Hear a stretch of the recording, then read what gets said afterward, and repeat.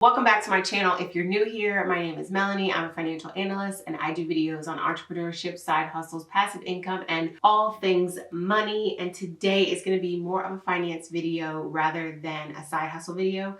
Today's video is all about how to save money on a low income.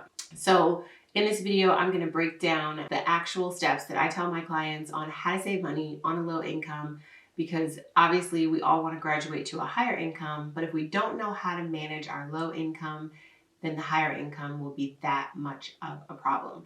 So let's get right into this video. According to Nest.com, the average low income American makes $1,160 a month. So to some, this is a very low income, and to others, this is a low income that they actually have to live on because this is what they're making right now. With that in mind, I'm going to give you guys some tips on how to manage your low income and how to save money on your low income. Number one, how to organize your money. If your money is not organized, then you're not going to be able to save. You're not going to be able to figure out where your expenses are and how much they are. So what I would do is have 3 accounts. Have a checking account. This is where all your income goes.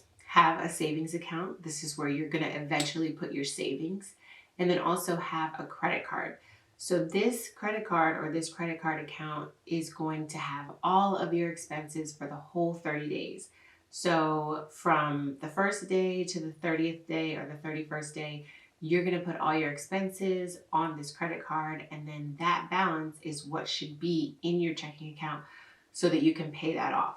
Not only is this going to build you credit, but this also helps you see all of your expenses in one place, like in a list form. If you're not able to do this, if you're not organized enough to do this, or you don't have enough willpower to have a credit card, then don't get a credit card. But the reason I say to have this one credit card account is because credit cards are really quick when it comes to fraud, and they give you points based on where you spend and how much you spend. So if you do a lot of grocery shopping, paying gas for your car, things like that, certain credit cards have points for this, and then you can get cash back.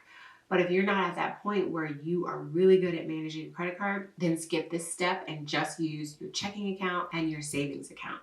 So once you get paid and you know your expenses, then take that amount of savings and put it into your savings account so that it's already gone and it no longer reflects in your checking account. Number 2 is kind of similar to using the credit card. It's how you track your spending. So how you track your spending, how I tell my clients to do it and how I personally do it, is I use a credit card. This will allow me to look at all of my expenses for the month. Even some credit cards give you like a little pie chart and where you're spending most of your money that month. They'll say, 20% you spent on gas, 60% you spent on groceries this month of your balance. So that's helpful because it lets you see it in a list form, in a pie chart, and in like an Excel kind of chart. And this is something that you don't have to make. This is something that your credit card website just generates for you. Number 3 is go through your careless spending. So what do I mean by careless spending? Anything that you don't absolutely have to do in order to stay alive, like eat and drive to your job and have a house and pay for your shelter.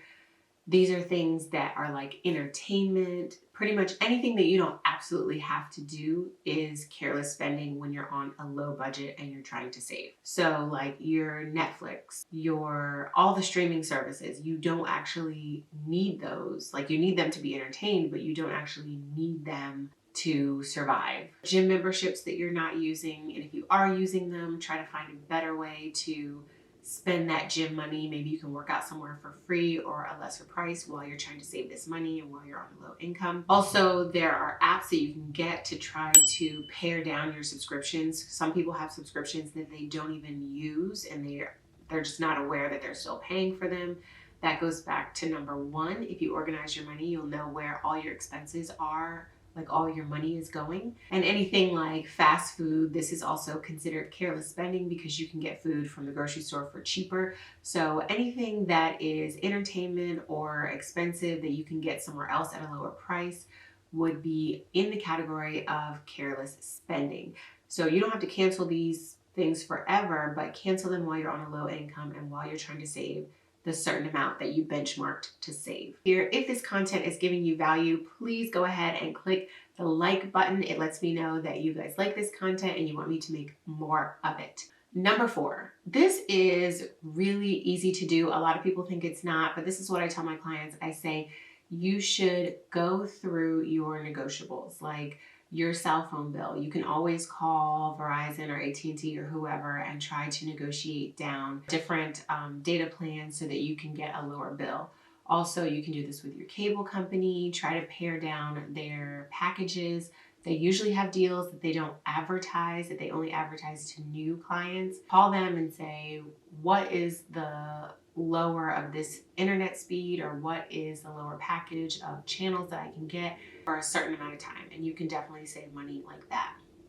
Or if you really want to save money and you do have a cable bill, you can pause your cable bill. With some companies, it's about $50 a month. I know with Verizon, it's $50 a month to pause your cable. So if your cable bill is $300 a month, then you are saving $250 that month on your cable bill. Other negotiables like your homeowner's insurance, your car insurance, any type of insurance is negotiable. The balance or the premium that's coming out is negotiable so that you can try to lower that for the time being while you're on a low income or while you're trying to save money. Make sure you stay till the end of this video. I'll give you guys some more little tips that you can do right now to try to save money on a low income.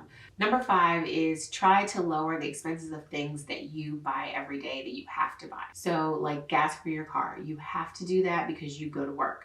So get some apps like Gas Buddy is a really good app to tell you where the lowest gas prices are in your area. And there's some other apps that I mentioned in other videos that actually give you points for buying gas at the gas stations that are participating in the point system. And I will link that video down below. I'll tell you guys the name of the app in the description. List out your income with your spouse or the people that you're living with. If you guys have bills together, I would definitely say this for married couples because you guys have bills together.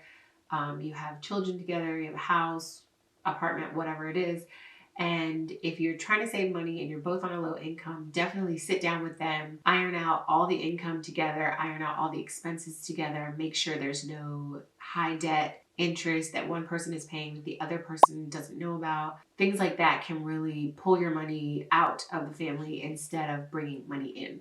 So definitely sit down with the person that you live with and go over all the bills. So my last one, it just has to do with lifestyle inflation. So we all know that lifestyle inflation is the notion that the more you earn, the more you spend. So if you graduate from $20,000 a year to $70,000 a year, you're going to want to get a better car, you're going to want to buy a bigger house. But this means that you're still in the same savings bracket if you don't save your money. Instead, you just continue buying more expensive stuff because you're able to do that. So what I would say is, even though you're low income now and you want to save on this low income, you're deleting things out of your expenses, as I said before, like the gym and cable and lowering certain bills. But eventually, inflation is still going to catch up with you and you're still going to be low income and you're still going to have to take things out of your expenses. So what I would do is definitely get a side hustle or get some greater skills so that your low income job will be eventually able to turn into a high income job. The more skills you have, the more money you get paid. We all know that. While you're on this journey of saving because you're low income, try to use this time to also up your skills and also think about a side hustle that you can get so that it can bring in some more income. So I have a ton of videos on side hustles and I will link my whole playlist down below so you guys can check out some of the side hustles. But if this video helped you out, please don't forget to give it a like. Go ahead and subscribe to my channel for more content like this. And I will see you guys in the next one. Bye.